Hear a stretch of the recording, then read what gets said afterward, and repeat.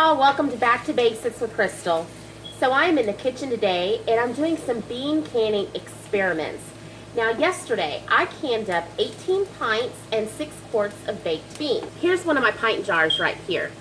Now I had some leftover dry beans and about 5 pints of beans that did not get any sauce because I ran out. I'm not 100% satisfied with the recipe that I used. Found that for me the sauce was a little thick. Some of the jars turned out really nice and some of the jars not so much. I'll make sure that these jars get eaten first. As a matter of fact, my son's on his way home from school, so I'm sure this is going to serve as a great snack. Since I have some beans left over, I thought I would bring you guys along and we could rework the recipe and see if we can't get a product that I am 200% satisfied with. Okay, so into the pot, I have already added in 1 large onion diced, which is about 1.5 cups, and 2 tablespoons of chopped garlic. I've also added in 2 bay leaves. Now, yesterday I forgot to take the bay leaves out before I added the tomato sauce and juice in, and then I had to fish them out, and they were a lot harder to see, so I'm gonna have to try to remember to do that today. Oh, also, I'm sauteing these in just a little bit of coconut oil. You can use whatever oil you have. You can use butter if you have that. So I'm gonna let the onions get almost translucent. See right there? And now I'm gonna add in my spices. So let's talk about the spices that I'm gonna use. Right here on this plate, I've got a tablespoon of pink Himalayan sea salt, 2 teaspoons of ground black pepper, half a teaspoon, where is it at? Oh, there it is. Half a teaspoon of cinnamon. I know, are you freaking out yet?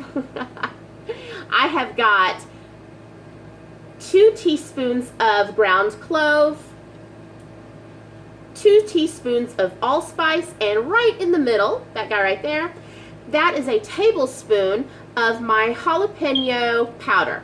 Now the jalapeno powder, I grew the jalapenos here, I dehydrated them, I ground them down here. If you don't have jalapeno powder, then you can use any pepper you want. You can also leave it out if you want. So I'm going to add all of these in here to saute in with my oil. I have found that spices, when you cook your spices in oil, it really does wake them up. I don't know, it just makes them taste fresh, really, really fresh. My temperature is medium-low, and we're just gonna let this kind of just cook just a couple of minutes. So I know you're probably freaking out about the whole cinnamon thing. If you've ever made homemade ketchup, you'll know that that is an ingredient in ketchup. And with baked beans, a lot of people, myself included, use ketchup in our baked beans, you know. A lot of people use ketchup as the base of their barbecue sauce. So don't freak out, it is an ingredient in ketchup, and that's essentially what we're making is kind of a barbecue sauce, except we're going to do a very thin barbecue sauce. I'm going to add in 4 quarts of tomato juice. Now I know what you're thinking, Crystal, you grow a garden, you can your own stuff. Why on earth are you using commercial tomato juice? One word, chickens. Yep. And I'd rather have homemade baked beans sitting on my shelf than store-bought. So I'm using store-bought tomato juice. Also, before anybody comments, I know my smoke detectors are going off. They go off when they're recharging. They're actually wired into the house. So they'll go off. So it's not you. You don't have to go check your smoke detectors. And we're going to keep adding in our juice. Whoops. Okay, for the rest of this, I'm going to bring you guys in closer so you can get a close-up look at what's going on in the pot. All right, y'all, is that better? Kind of see what's going on. So now what I'm just going to keep adding ingredients to this. I'm going to add about 1/2 cup of prepared yellow mustard. There again, you could use whatever you want. If you want to use Dijon, use Dijon. You want to use mustard powder, that's fine too. Whatever you want, whatever you have. You're not going to hurt my feelings either way. Let's turn that heat up all the way so it begins to get a little bit warmer. Now it is time to add in our sugar. And I'm going to add in 2 cups of brown sugar, not packed down. That's 1/3 cup right there.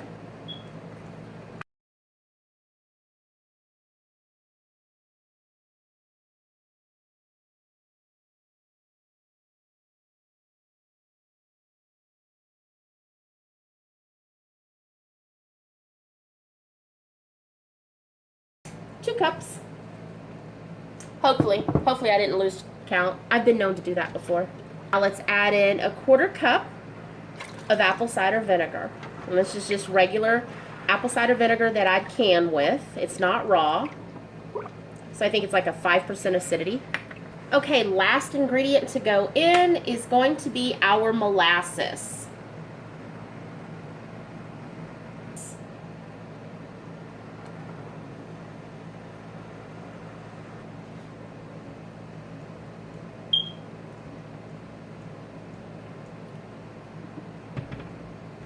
It's baked beans, y'all. I know it's a lot of sugar. A lot of sugar, a lot of molasses, but it is baked beans. They're sweet. I'm just trying to get everything out of the measuring cup. Waste not, want not. I'm really thinking I'm going to have to water this down some. It's still really thick. It's not as thick as it was yesterday, but it's still pretty thick.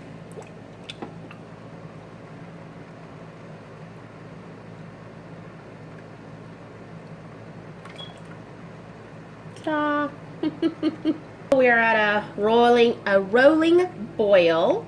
So I'm going to turn it down to a medium-low and just let it sit and simmer for about 10 minutes, and then we'll give it a taste test. So we've been simmering about 10 minutes, and now let's give it a taste test. That's good. It's sweet. It's got a tiny bit of spice to it. That's good. I think I am going to add about a 1/2 pint of water. I'll be right back. 1/2 pint of water.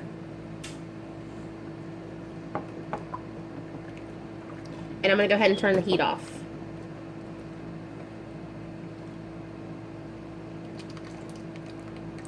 I think that'll be good. I'm going to go ahead and get my beans ready. Getting the canner ready to go. And as always, we're going to add a couple of tablespoons of white vinegar in there. I have hard water. Very important if I want to keep my jars clean without having to do a lot of work. I took these beans, and these are just dried beans, okay? All I did was wash them off. Now I did 3 rinses on them. The first 2 rinses are really gross. We're looking for rocks and other debris, and we're also getting any dirt from the farm off of there. So we're going to go 1/2 cup. This is 1/2 cup level. I don't want to go 1/2 cup heaping. Okay, don't want to do that. I want nice and level into each jar.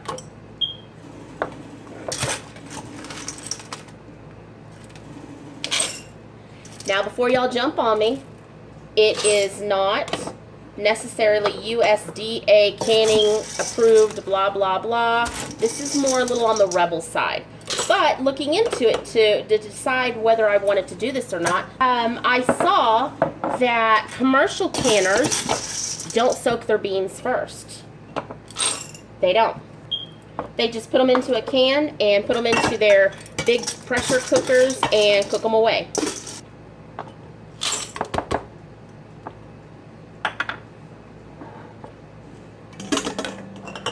Okay, we're just going to grab our sauce and ladle it into the jar.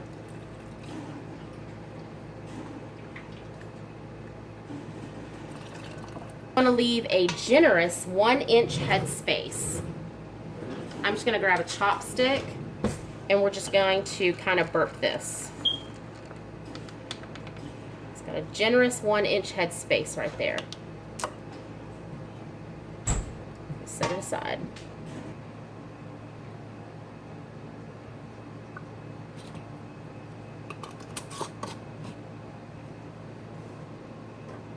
Okay, y'all, level 1 on the canner is loaded. Let me show y'all real quick. Now, in this canner, this is the Presto 23, I can actually double stack pint jars. So now we're going to add in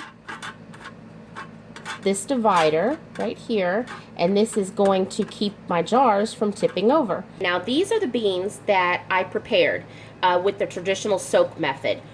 You can either soak them overnight, which is about 8 hours, or you can do the 1 hour method. So now in each one of these jars is a 1.25 cups of prepared beans. So it's a 1.25 cups. Now when I ran out of sauce last night, what I did was I just put the beans in the jar and then put a lid on it and stuck it in the fridge. Now if this works with this with the no soak method, it's either going to work or it's going to fail miserably. But if it works, it'd be wonderful.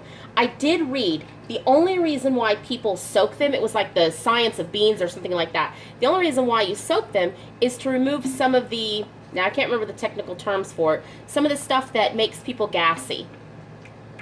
Again, just like with the other ones, we're going to take our chopstick.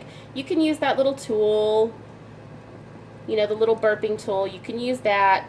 Chopstick is just as easy. You're going to check and make sure that you've got a good 1-inch headspace. Definitely don't want to overfill these jars. Clean off the rim here. This is a paper towel with just a little bit of vinegar, and put the lid back on it. Hand tighten it, into the canner it goes.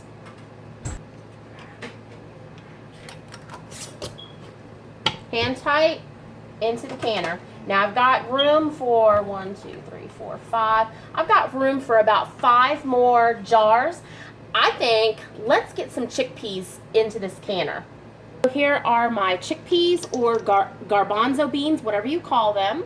I call them delicious in hummus. It's my favorite. And my husband loves them on salads. So to each jar, we're going to put a very level 1/2 teaspoon of salt. Totally optional. You could totally leave the salt out and you'll be just fine. I'm going to go ahead and add it in just for a flavor kick. Same process. 1/2 cup. We're going to go 1/2 cup level. Okay? Just like that. 1/2 cup level.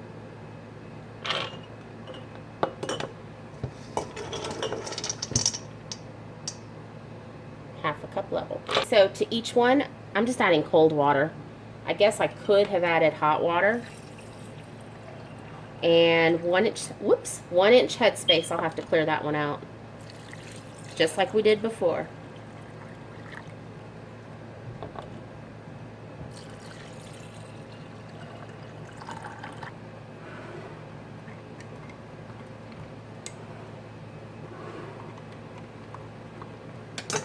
I'm just going to wipe the rims off.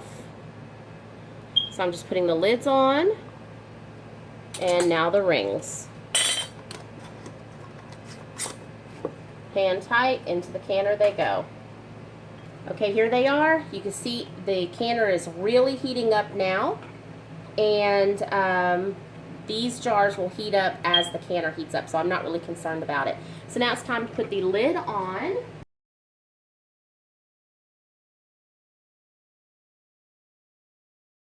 So now we wait. I'll bring you back to show you once again what this looks like when we're ready to put the weight on. So this popped up, and now we've got steam venting here. We're going to time it out for a full 10 minutes.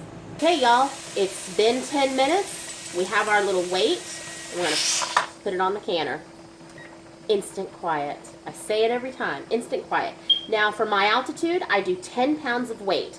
Now these are pint jars, so we're going to process all of them for 75 minutes after it gets to 10 pounds of weight. So now our pressure gauge is right at 10 pounds and our little jiggler is jiggling away. This is a 10-pound weight. I have set the timer for 75 minutes or 1 hour and 15 minutes. I'm also going to turn the heat down because we want to make sure that we peg 10 pounds. We want to make sure that we don't go over. If we go over, you know, I've heard that it could cause siphoning. I've seen siphoning happen. That could be the cause of it. If it goes under, what will happen is you'll have to stop your time, turn the heat back up, bring it back up to 10 pounds, or if you're at an altitude that needs 15 pounds, you have to bring it back up, start your timer all over again. So it's really important to know your stove, your canner, and where you need to be at. I happen to know that where I'm at right now should keep me pegged right at 10 pounds the entire time. As we get closer to the end of our processing, I'll start to notice the gauge will kind of creep up, and this will get a little bit louder, so I might have to turn the stove down again. And just to kind of go over this one more time, we wait until this little plug goes back down. Once it goes back down, I time it out for about 15 minutes, and then I come over here and I remove the little weight. I take that off, put it to the side. Then I give the pressure canner about 30 minutes to kind of cool down. So now we're going to open it together, and this is either going to be fantastic or an epic failure. We're going to find out together. And let's see what we got going on here.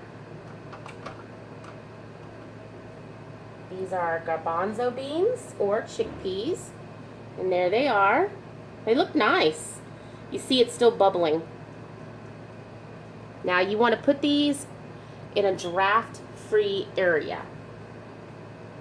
Okay, now these are the baked beans that I had already soaked, and I'm already liking the fact that with a thinner sauce, it to me already looks better. Okay, here it pinging. Okay, looks good. It looks very, very good. Looks good, smells good. I don't see a problem with siphoning, and that's always a plus. Beautiful. The jars came out beautiful and clean. Aren't they nice? Here we go.